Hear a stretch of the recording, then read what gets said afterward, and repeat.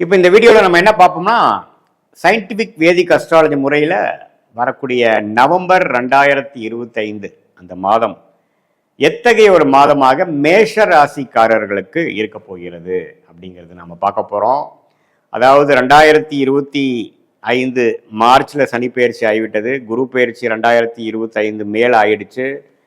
ராகு கேது பயிற்சியும் ஆகிவிட்டது. அதுக்கப்புறம் ஒரு 4-5 மாசமா அப்படியே நம்ம டிராவல் பண்ணி வருகிறோம்.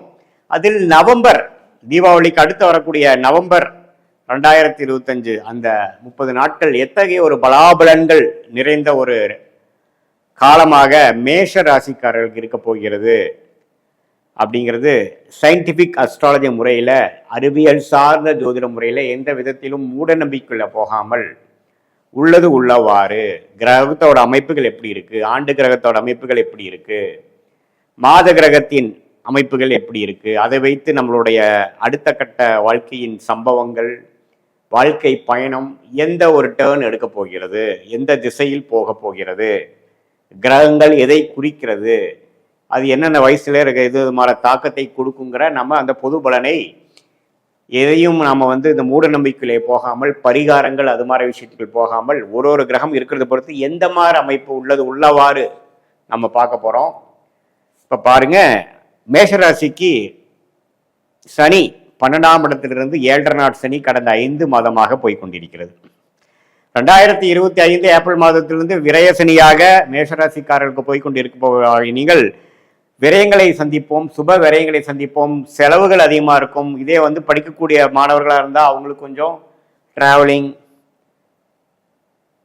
நிறையா மன கான்சன்ட்ரேஷனில் சில இஷ்யூஸுங்க, வாழ்க்கையில் புது புது அனுபவங்கள், ஒரு இடம் விட்டு ஒரு இடம் போகக்கூடியது, டிரான்ஸ்ஃபரபிள் ஜாபாக இருக்கிறவங்களுக்கு டிரான்ஸ்ஃபர் ஆகுறது, வீட்டு தள்ளி போகிறது, சுப செலவுகள் அதிகமாக நடக்கிறது, ஒரு இன்வெஸ்ட்மெண்ட் பண்ணுறது, அது மாதிரி பல விஷயங்கள் நடந்து கொண்டு இருக்கக்கூடிய மேஷராசிக்காரர்களுக்கு குரு 3ஆம் இடத்திலிருந்து 7ஆம் இடத்தை பார்த்து நண்பர்கள், பார்ட்னர்ஸ், ஃப்ரெண்ட்ஸ், பங்குதாரர்கள், நம்ம அன்றாட வாழ்க்கையில் மீட் பண்ணக்கூடிய கிளைண்ட்ஸ், கஸ்டமர், கொலீக்ஸ் எல்லாத்தையும் குரு பார்த்து நல்ல மேன்மையை கொடுத்து நல்ல ரிலேஷன்ஷிப்பில் என்ஹான்ஸ்மெண்ட் கொடுக்குறார். நிறைய பேர் நியூ கான்டாக்ட்ஸ் கொடுக்கக்கூடிய அமைப்புகள் நல்லா இருக்குங்க. குரு 3லிருந்து 7ஐ பார்ப்பது, 9ஆ பார்க்கறது, பாக்கியஸ்தானத்தை பார்ப்பது மிகவும் நன்று. சில பாக்கியங்கள் இதுவரை நமக்கு கொஞ்சம் இழுபறியாக இருந்து கொண்டு இருக்கக்கூடிய சில விஷயங்கள்லாம் நடந்தேறி கொண்டு இருக்கிறது. அதே சமயத்தில் ராகு 11ஆம் இடத்திலும் கேது 5ஆம் இடத்திலும் இருந்து ராகு குரு பார்வை பெறுவது பார்த்தீங்கன்னா அந்நியர் மூலமாக அந்நிய சூழ்நிலையில் நல்ல ஒரு பெனிஃபிட்ஸ், லாபங்கள் பெறக்கூடியது, நமக்கு வர வேண்டிய பணம் கொஞ்சம் வர்றது. அது குறிப்பாக ராகு திசை நடந்து கொண்டு இருக்கக்கூடிய, ராகு கேது திசைகள் நடந்து கொண்டு இருக்கக்கூடிய மேஷராசிக்காரர்களுக்கு நல்ல பலனை கொடுக்கக்கூடிய அமைப்புகளாக இருக்குங்க. இப்போ மாத கிரகங்கள் எப்படி இருக்குன்னு பார்த்தா, ராசி அதிபதியாகிய செவ்வாயே மாதம் முழுவதும் ஆட்சி பலத்தோடு இருக்கிறார். விச்சகத்தில் ஆட்சி பலத்தோடு இருக்கிறார். 8ஆம் இடத்தில் இருக்கிறார். அவர் புதனோட சேர்ந்து இருக்கிறார். அதை குருவின் பார்வை பிடிக்கிறார். இப்ப பாருங்க, குரு நான் முதல் சொன்ன மாதிரி 3ஆம் இடத்திலிருந்து 7ஆம் வீட்டை பார்த்தாலும் மாதத்தில் ஸ்டார்டிங்ல பாத்தீங்கன்னா அவர் கடகத்துக்கு 8ஆம் வீட்டை பார்க்கிறார்.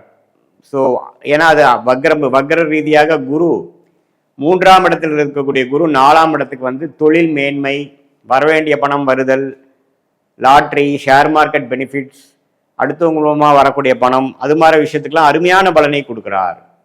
ஸோ குருவின் வக்ர ரீதியான அமைப்பு நல்ல ஒரு அமைப்பை கொடுக்குதுங்க இந்த நவம்பர் மாதம். ஏன்னா கடகத்துக்கு குரு வந்துட்டார், வக்ரத்தில் பார்த்தீங்கன்னா உச்சம் பெறுகிறார். ஸோ இது ராசி அதிபதியாகிய செவ்வாயை பார்க்கறது, புதனை பார்க்கறது பார்த்தீங்கன்னா வரவேண்டிய பணம், ஷேர் மார்க்கெட், ஸ்டாக்கு, நீங்கள் போட்ட இன்வெஸ்ட்மெண்ட் நல்ல பெனிஃபிட்ஸ் வர்றது, நல்லா ஏறுறது, ஸ்பெகுலேட்டிவ் கெயின்ஸ் கிடைக்கிறது, லாட்ரி அடிக்கிறது, ஒரு எதிர்பார்க்காத பண வரவு, வரவேண்டிய பணம் வர நம்ம எதிர்பார்க்காத பணமும் வரக்கூடிய அமைப்புகள் எல்லாமே அருமையான அமைப்பாக மேஷராசிக்காரர்களுக்கு ராசி அதிபதியாகிய செவ்வாய், புதன் எல்லாமே 8ஆம் இடத்துல குரு பார்வை, உச்ச குருவின் பார்வை பெறுவதனால் வருகிறார். அதே சமயத்தில் மாதத்தின் மிடில் பார்த்தீங்கன்னா நடுப்பகுதியில் சூரியனும் பார்த்தீங்கன்னா 8க்கு ராஜோகாதிபதியாகிய சூரியனே 8க்கு குரு பார்வை பெறுவது இன்னும் அருமை. சுக்கிரனும் பாருங்க மாதத்தில் முதல்ல 6ஆம் இடத்துல இருக்கிறவர், அப்புறம் மாதத்தின் பெரும்பாலான 3 வாரங்களும் எப்படி இருக்கிறாருன்னா 7ஆம் இடத்திலே இருக்கிறார். 7ஆம் இடத்துல இருந்து நண்பர்கள், எதிர்பாலினத்தினர், புதிய கான்டாக்ட்ஸ் எல்லாத்துலேயுமே ஒரு சுவாரஸ்யமான நல்ல விஷயங்கள் நடக்கக்கூடிய அமைப்புகள் இருக்குது. மாதத்தின் இறுதியில் 8க்கு போய் குரு பார்வை பெறுவது அதுவும் நல்லது. ஸோ பார்க்க போனால் பண விஷயத்தில் நல்ல பலனை கொடுக்கக்கூடிய அமைப்பு மேஷராசிக்காரர்களுக்கு உண்டு. வம்பு வழக்குகள் மூலமாக எதிர்பார்த்து கொண்டிருந்த தீர்வு கிடைக்கும் உங்களுக்கு. அது மூலமாக கொஞ்சம் மானிட்டரி பெனிஃபிட்ஸ் வர்றது, ஃபினான்ஷியல் பெனிஃபிட்ஸ், வர வேண்டிய சொத்து, பூர்வீக சொத்து, அதே சமயத்தில் நம்ம போட்ட இன்வெஸ்ட்மெண்ட்டுக்கு ரிட்டர்ன்ஸ் வர்றது, கிடப்பில் கடந்த மாதிரி 2-3 வருஷமாக இருந்ததெல்லாம் கொஞ்சம் மேலே வந்து கொஞ்சம் கெயின்ஸ்க்கு வர்றது, ப்ராஃபிட்டுக்கு வர்றது, நல்லாவே ஸ்டாக்ஸ் ஆப்ஷன், இது மாதிரி கம்பெனி, பெரிய கம்பெனிலாம் ஒர்க் பண்ணுறவங்களுக்கு ஸ்டாக் ஆப்ஷன், அது மாதிரி சில பெனிஃபிட்ஸ் பெறுவது, இது மாதிரி பல நன்மைகள் பெறக்கூடிய அமைப்புகள் வந்து மேஷராசிக்காரர்களுக்கு இருக்குது. மாணவர்களும் பார்த்தீங்கன்னா நல்லாவே கொஞ்சம் அவங்க படிக்கக்கூடிய விஷயத்தில் வந்து தீர்க்கமாக படிக்கக்கூடிய அமைப்புகள் இருக்குது. ட்ராவலிங், ஒரு இடம் விட்டு ஒரு இடம் போகிறது, இன்னொரு அட்மிஷன் வாங்கி நார்த் இந்தியா போகிறது அல்லது வெளிநாடு போகிறது, அது மாதிரி வெளிநாடு எதிர்பார்த்துட்டு இருக்கிறவங்களுக்குலாம் நல்ல வாய்ப்புகள், அருமையான விஷயங்கள். அது மெடிக்கல் ரிலேட்டடான லைனில் இருக்கிறவங்களுக்குலாம் நல்ல அட்மிஷன் கிடச்சி போகிறது, ரியல் எஸ்டேட் அது மாதிரி இருக்கிறவங்களுக்குலாம் அருமையான பலன்கள் கொடுக்கக்கூடிய அமைப்பு. இந்த செவ்வாய், புதன், சுக்கிரன், சூரியன்கிற கிரகம் பார்த்தீங்கன்னா நல்ல ஒரு அமைப்பில் நவம்பர் மாதம் முதல்ல இருந்து கடைசி வரைக்கும் நல்ல பெனிஃபிட்ஸ் கொடுக்குறார். செகண்ட் ஹாஃபில் பார்த்தீங்கன்னா ஒன்றுமே வந்து நமக்கு வர வேண்டியதெல்லாம் கொஞ்சம் எதிர்பார்க்காத பண வரவு, நம்ம அதிலே சொன்ன மாதிரி திடீர் திருப்பங்கள் அதெல்லாம் வரும். ஒரு நல்ல ஒரு திடீர்னு ஒரு நல்ல ஆப்பர்ச்சுனிட்டி தொழில் பண்ணுறவங்களுக்கு பார்த்தீங்கன்னா இம்போர்ட் எக்ஸ்போர்ட் பண்ணுறவங்களுக்கு குறிப்பாக இன்னுமே நல்ல ஆப்பர்ச்சுனிட்டிஸ் கிடைக்கக்கூடிய அமைப்புகள், அது மாதிரி பல நல்ல விஷயங்களை கொண்ட ஒரு ராசி அதிபதியே ஸ்தானபலம் பெற்று 6ஆம் வீடும் 8க்கு வந்து கொஞ்சம் குருவின் பார்வை பெற்றதுனால என்ன ஆகுனா கொஞ்சம் அப்படி இப்படி சம்பாதிக்கிறது, அது மாதிரி விஷயங்களுக்கு வருது. இதில் ஒரே ஒரு குறை என்னன்னா உடம்பு உபாதைகளுக்கு கொஞ்சம் பார்த்துக்கணும். மன ரீதியான சில தொந்தரவுகள், எதிரிகளின் சில தொந்தரவுகள் இருக்கும். பட் இருந்தாலும் குருவின் பார்வை வந்து அதை சமாளிக்கக்கூடிய அளவுக்கு இருக்கும்.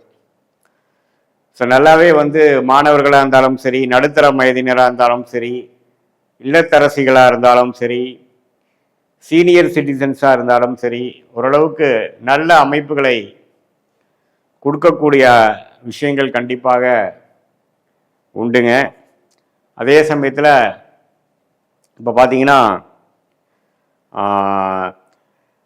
ஆண்டு கிரகத்தின் சஞ்சாரமும் வந்து இப்போ குறிப்பாக சொல்ல போனால் குரு 3லிருந்து பெரிய ஒரு ஆக்டிவிட்டி, பெரிய முன்னேற்றத்தை கொடுக்காமல் 4ல் வந்து தொழில் மேன்மையை கொடுக்கிறார், தொழில் டெவலப் பண்ணுறதுக்கு வேணுங்கிற பண உதவியை கொடுக்கிறார். அதே சமயத்தில் சுப விரயங்களை செய்யக்கூடிய அந்த விரயசனி செய்து கொண்டிருக்கக்கூடிய அமைப்பை வந்து ஒன்றுமே அதிகப்படுத்தி நல்ல லாங் லாஸ்டிங் இன்வெஸ்ட்மெண்ட்ஸ் பண்ண வைக்கிறார். எல்லாமே ஒரு அருமையான பலனாக மேஷராசிக்கு இருக்குது. இது பொதுவான பலனை தவிர உங்களோட ஜென்ம ஜாதகத்தில் என்ன தசாபுக்திகள் போய்கொண்டிருக்கிறது வைத்து உண்மையே நம்ம சேர்த்து வைத்து பார்க்கும் பொழுது உண்மையே துல்லியமான பலன் எடுத்து என்ன விஷயங்கள் எடுக்கலாம், எந்த நேரத்தில் அது செய்யலாம், எது செய்யக்கூடாது, நம்மளுடைய அடுத்த 3 மாதம், 6 மாதம், 12 மாதம், 2 வருடம் எப்படி இருக்கு அப்படிங்கிறதெல்லாம் நம்ம இந்த கோச்சார அமைப்பையும் தசாபுக்தியிலும் ஒரு வச்சு சேர்த்து பார்க்கும் பொழுது துல்லியமான பலன் எடுக்க முடியும். சயின்டிஃபிக் வேதிக் அஸ்ட்ராலஜி மூலமாக உங்களோட லைஃப்ல வேணுங்கிற முடிவுகளை நல்ல முடிவுகளாக எடுத்து வாழ்க்கையில் வெற்றி பெற முடியும் என்று நான் சொல்ல விரும்புகிறேன். மீண்டும் மற்றொரு காணொளியில் சந்திப்போம். நன்றி, வணக்கம்.